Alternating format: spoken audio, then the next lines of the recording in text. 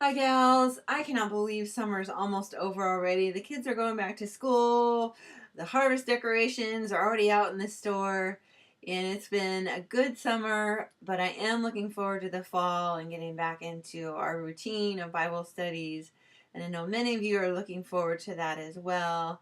I've heard a few of you say that you've been struggling in your time with God, not having that structured. I'm going to go to day 5, read this, look up these scripture passages, answer these questions. You've been missing that.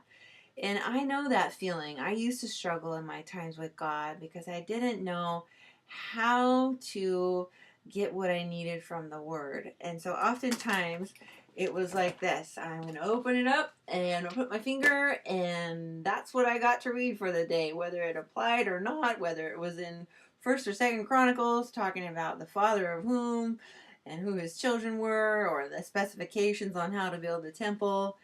And I'll tell you what, when we don't know how to go to the Word, we get disappointed in God because that time is supposed to be precious with Him, right? It's supposed to feed our souls, and we get frustrated. If this is going to be what leads and guides and directs me, why am I not getting what I need from this Word? So let me share with you this little simple system that I have found that works for me. I've learned it from other teachers and devotionals and have settled on this. This is the Bible I use. It's called the 1 Year Bible. I like the New Living Translation. And each day you read a portion of the Old Testament, New Testament, Psalms, and Proverbs. You can get this very inexpensively off of Amazon used. And what you do is you read that for each day. And as I read, I'll sit there with a pen or a pencil and I'll be listening for that little whisper, that prompting, that stirring that God's got a word for me. And if a verse jumps out at me, I'll just underline it.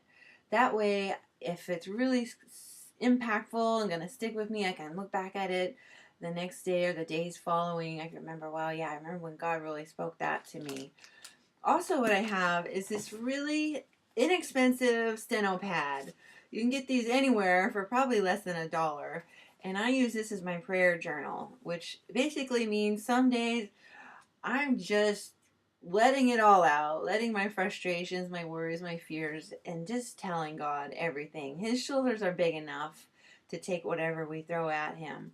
So some days this thing is filled up a page and a half. Other days it's maybe just a simple few lines of just touching base with him. And then for my prayer time, while I'm getting ready for the day, brushing my teeth, doing my hair, etc., I try to use that as my prayer time. Each day of the week, I have a different topic that I go through, and there's a few days in there where I actually don't have a topic, and those are the days I just kind of just enjoy being in His presence, pray whatever comes to mind. If there's something extra pressing or a specific situation I'm going through, or I know someone I care about is going through, I will bring that to the Lord.